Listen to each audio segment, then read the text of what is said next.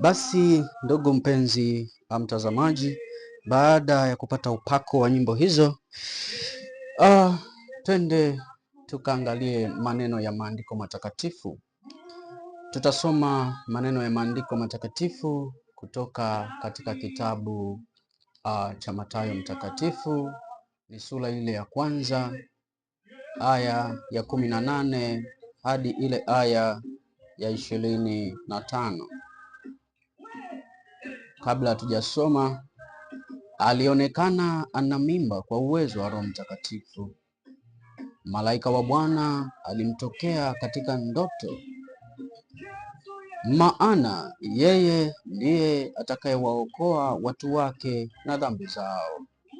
Emmanuel, Mungu pamoja nasi.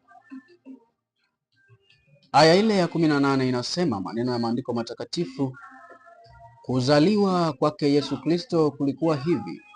Mariamu mama yake alipokuwa ameposwa na Yusufu, kabla hawajakaribiana, alionekana ana mimba kwa uwezo wa Roho Mtakatifu. Naye Yusufu mumewe, kwa vile alipokuwa mtu wa haki, asitake kumwaibisha, aliazimu kumwacha kwa siri. Basi alipokuwa akifikiri hayo, tazama, malaika wa Bwana alimtokea katika ndoto akisema, Yusufu mwana wa Daudi, usihofu kumchukua Mariamu mkeo, maana mimba yake ni kwa uweza wa Roho Mtakatifu. Naye atazaa mwana, nawe utamwita jina lake Yesu, maana yeye ndiye atakayewaokoa watu wake na dhambi zao. Hayo yote yamekuwa ili litimie neno lililonenwa na Bwana kwa ujumbe wa nabii akisema, tazama, bikira atachukua mimba, naye atazaa mwana, nao watamwita jina lake Emmanuel, yaani Mungu pamoja nasi.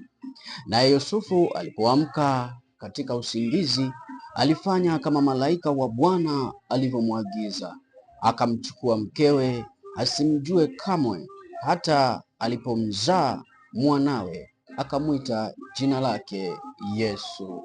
Akamwita jina lake Yesu. Amina. Hilo ndilo neno la Bwana. Naamini umesikia, umeelewa. Sasa Bwana ninamwomba anipe kuweza kufundisha, na Roho Mtakatifu anikumbushe mambo katika somo hili. Hapo unajifunza nini? Kwanza ninawaombea upako Bwana awajalie katika kizazi chenu mpate kuwa na watu kama Mariamu, watu ambao wanagusa moyo wa Mungu mpaka anasema nishushe roho yangu takatifu pale.